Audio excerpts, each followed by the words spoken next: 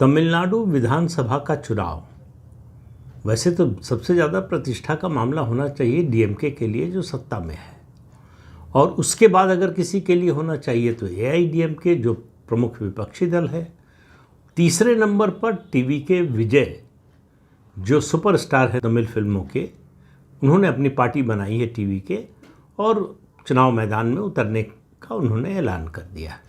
ये 3 प्लेयर हैं और इसमें चौथा कोण बना रही है भारतीय जनता पार्टी।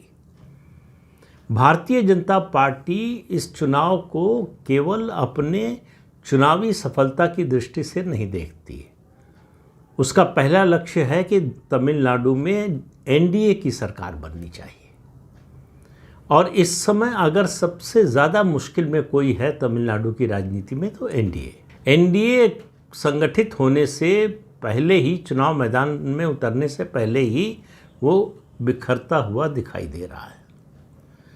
केंद्रीय गृह मंत्री अमित शाह और प्रधानमंत्री की भी बात करें, प्रधानमंत्री नरेंद्र मोदी का ध्यान बहुत ज़्यादा तमिलनाडु पर है पिछले 5 सालों में, 4 सालों में, और इतनी बार दौरा किया है प्रधानमंत्री ने, इतना कुछ किया है तमिल भाषा को लेकर, तमिल संस्कृति को लेकर, कि तमिलनाडु में भाजपा को उम्मीद है कि एनडीए जो है डीएमके को सत्ता से हटा सकता है।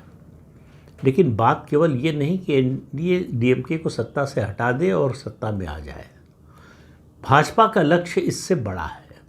भाजपा का लक्ष्य है और उसका मानना है कि अगर डीएमके को सत्ता से हटा दिया तो केंद्र में राष्ट्रीय स्तर पर जो इंडी गठबंधन बना है वो बिखर जाएगा।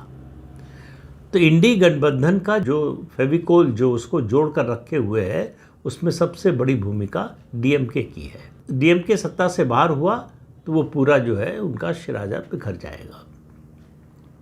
अब ऐसा होगा क्या, ये एक जो है लाख टके का सवाल है, क्योंकि डीएमके की सरकार यानी एमके स्टालिन की सरकार बहुत अलोकप्रिय हो गई है। एंटी इनकम्बेंसी बहुत ज़्यादा है उसके खिलाफ, लेकिन एंटी इनकम्बेंसी होने से कोई सरकार गिरती नहीं, मतलब चुनाव हारती नहीं है। वो एक फैक्टर होता है, उसके कारण चुनाव हार सकती है, लेकिन हार जाए ये ज़रूरी नहीं है। हार कब होती है, जब उस एंटी इनकम्बेंसी का फ़ायदा उठाने वाला कोई हो।